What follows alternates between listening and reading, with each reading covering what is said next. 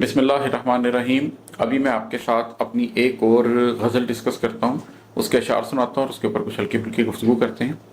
इसका मतलब है कि शऊर हक भी सीने में, ज़ुहूर हक भी सीने में, शऊर हक भी सीने में, ज़ुहूर हक भी सीने में, यही बेदारी कल्बी मज़ा देती है जीने में।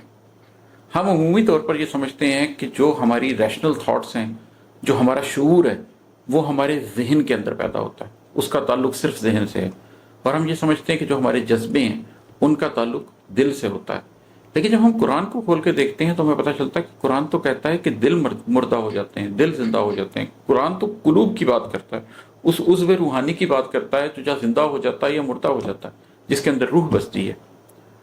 तो जब आपकी शऊर, आपकी सोच कुछ सोचती है तो उससे सिर्फ ओपिनियन बिल्ड होते हैं, उससे ईमान बिल्ड नहीं हो सकता, उससे यकीन कामिल बिल्ड नहीं हो सकता, उससे आप कन्विक्शन के उस लेवल के ऊपर नहीं आ सकते हैं। वो एक सोच रहती है। जब आप अपने किसी जज्बे को महसूस करते हैं तो उससे भी एक एहसास पैदा हो सकता है, एक ओपिनियन पैदा हो सकता है, लेकिन उससे आप हक तक नहीं पहुंच सकते। लेकिन जब आपका ये जिस्मानी उज़्व, जिसको आप दिल कहते हैं, ये सिर्फ एहसासात का डाटा इकट्ठा करे और कल्ब के सामने हाजिर कर दे, जब आपका ये जहन, जिसको आप एक शूरी उज़्व के तौर पर, एक इंसानी उज़्व के तौर पर जानते हैं कि सिर्फ चीज़ों का डाटा इकट्ठा करे, रैशनलाइज करे और फिर कल्ब के सामने पेश कर दे, लेकिन हकीकी शऊर कल्ब में पैदा हो, वो कल्ब जो अल्लाह के नूर से देखता है, वो कल्ब जिसकी इस हद तक सफाई की जा चुकी है कि बातिल उसमें से जा चुका है, तागूत उसमें से जा चुका है, तो फिर शऊर हक सीने में पैदा होता है, ज़ुहूर हक भी सीने में, और फिर उस सीने के अंदर हक का ज़ुहूर होता है।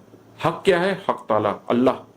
अगर आप अपने कल्ब को इतना पाक कर लें कि उसमें से तागूत निकल जाए, अगर आप अपने कल्ब को इतना पाक कर लें कि उसके अंदर से हर तरह का बातिल निकल जाए, शर निकल जाए, और आप अपने कल्ब की पाकीज़गी हासिल करने के बाद अल्लाह को, जो ना ज़मीनों में समा सकता है ना आसमानों में, मगर कल्ब मोमिन में समा सकता है, अल्लाह को दावत दें कि वो अपने इस घर में तशरीफ़ लाए, तो फिर क्या होता है?